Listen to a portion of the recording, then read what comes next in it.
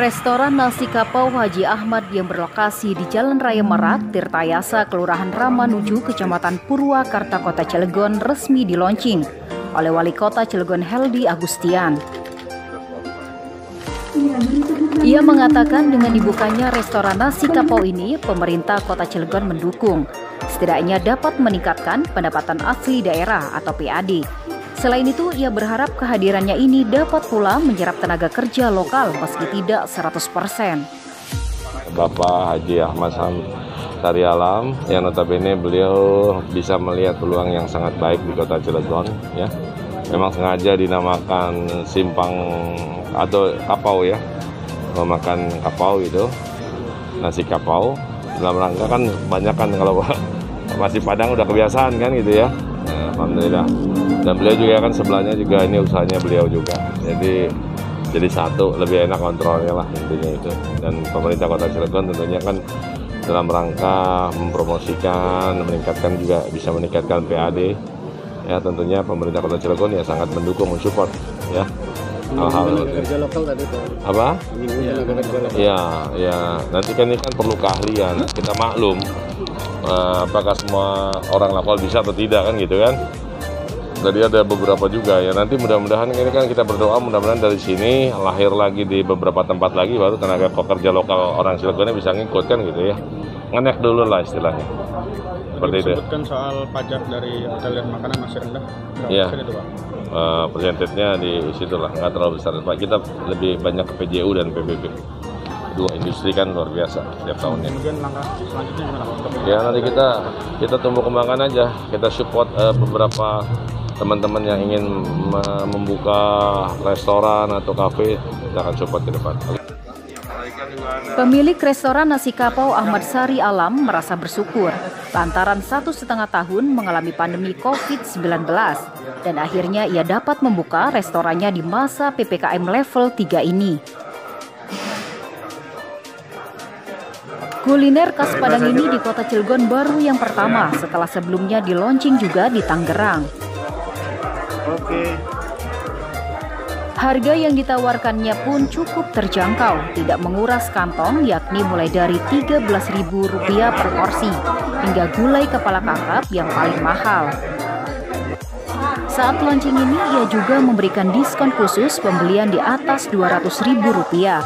Kemudian dapat kupon. Ketika konsumen datang kembali, dapat diskon 10% dengan cara menunjukkan kupon tersebut. Ya, alhamdulillah. Dengan kesabaran kita dalam rangka 1,5 tahun COVID dan sekarang sudah levelnya mau udah 3 mau kedua di Cilegon, itu menunjukkan adanya suatu kebangkitan daripada kesehatan kita semuanya, lalu juga kebangkitan ekonomi.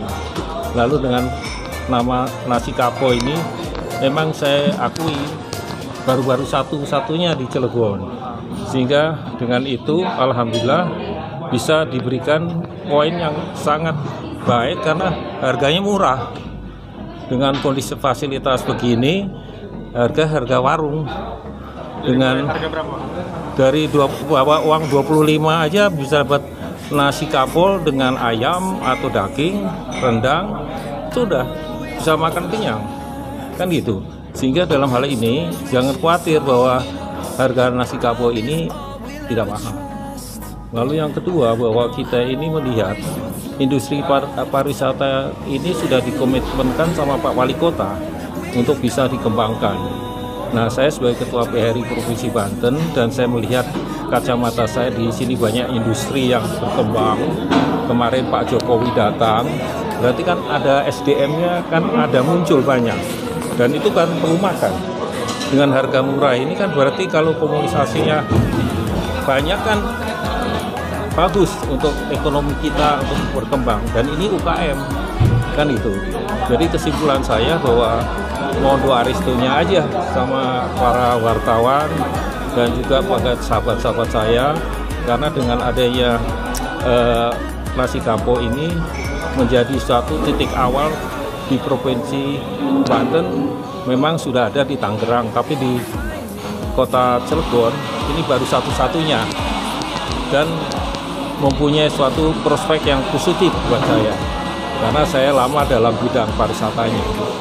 Itu saja yang saya sampaikan. Di hari pertama peresmian ada promo khusus Pak? Kalau untuk ada promo begini, katanya saya dengar bisa ada undangan, satu. Lalu yang kedua, kalau sudah makan bersama-sama 200, kita kasih voucher, kembali lagi dapat diskon. Jadi bisa. Berapa persen Pak diskon? Diskonnya berapa persen? Kalau untuk makanan tuh maksimal tuh 10%. Nah itu bisa menjadi suatu terobosan dalam segi marketing. Keunggulannya Pak? Kenapa? Keunggulan dibandingkan lain. Di sini kan nanti ada namanya makanan Padang yang spesial untuk nasi kapau. Seperti di depan itu ada seperti telur, tapi pakai telur bebek. Dan ini spesialisnya daripada nasi kapau. Lalu yang kedua ada namanya, saya agak lupa, tapi ada seperti ini dalamnya dikasih telur sehingga seperti usus itu. Nah, itu dipotong-potong, itu juga salah satu ciri khas daripada nasi kapau. Pak, terkait harapan dari kota tentang tenaga kerja lokal itu gimana Pak? Kalau harapan dari wali kota itu dari awal pidato sampai makan kenyang itu puas dia. Dengan kepuasan ini akan memberikan tahu kepada teman-temannya, umpama dari DPRD kan depannya, sebelah Polres juga ada, Kodim juga ada, kan akhirnya mereka ada tamu. Dia tidak segan-segan untuk masuk di nasi kapau. Kalau kepengen makanan Korea ya sebelah ada, kan gitu. Karena saya lihat nanti Korea akan datang lagi dengan Lotte. Lotte nanti kan akan datang akhir bulan ini, tahun ini atau awal tahun depan. Itu Lotte masuk. Terus KS juga akan membuat lagi kerjasama dengan Posko untuk pengembangan daripada produk. Kan banyak orang Korea juga. Tenaga kerja ini banyak kan dari sini kita latih. Makanya di sini kita ada uji kompetensi LSP. Nah itu bosnya itu Pak ini dia asesor itu. Jadi bisa dijadikan suatu hal bahwa dia kompeten dalam bidang masing-masing.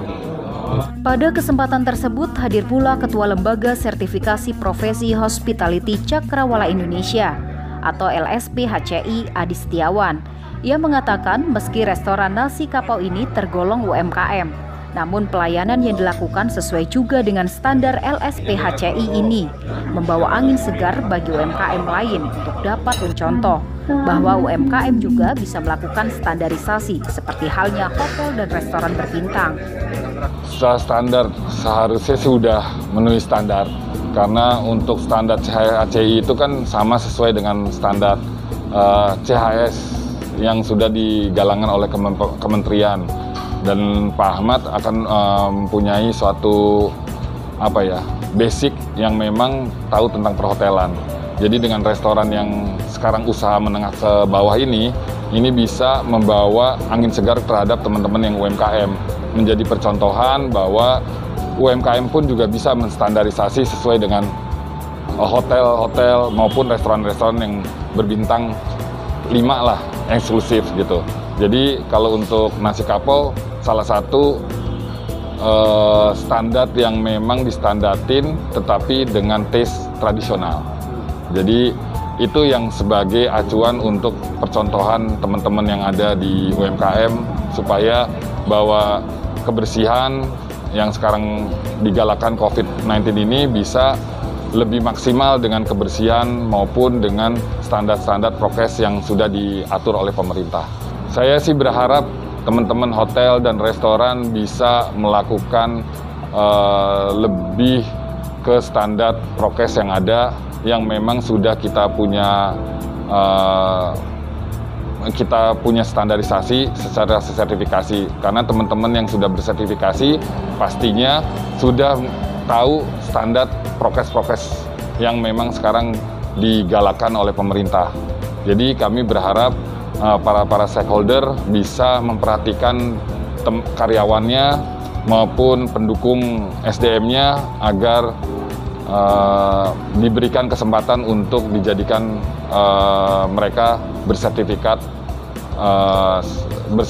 standar LSP, HCI, maupun juga standar yang ada di perhotelan maupun di restoran. Dari Cilegon, Banten, jurnalis Lokal News TV Hasidi mengabarkan.